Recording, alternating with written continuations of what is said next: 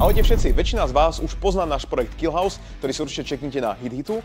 No a jedna z odmien pre ľudí, ktorí prispeli na práve Killhouse projekt, tak je to, že sa dokážu ocitnúť na stene vedľa Bika a dokonca niektorí z vás aj vedľa samotného zakladateľa Soruda Petra Moučky. Máme tu dve typy ľudí, budeme tu mať napísaných ľudí bielou, to sú ľudia, ktorí prispeli aspoň 500 korún. No a potom tu máme presne druhú kategóriu ľudí, ktorí budú napísaní zlato, takisto ako náš zakladateľ Sorudo systému Peter Moučka a budú sa nachádzať aj bližšie pri Bikovi, takže budete stredom pozornosti na každom našom Sorudo videu. A ako jednému z prvých ďakujeme Miroslavovi Novákovi za prispenú čiastku, tak ako si prijal, sa práve budeš nachádzať zlatou fixkou na stene Soruda.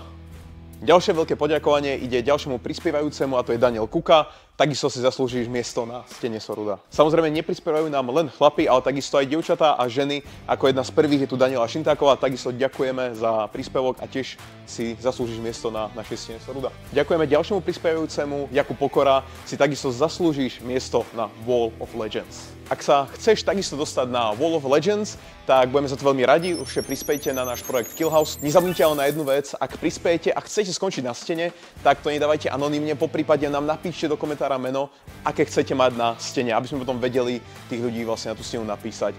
Poprípade by sa muselo stať to, že vás na tú stenu napíšeme až po skončení projektu.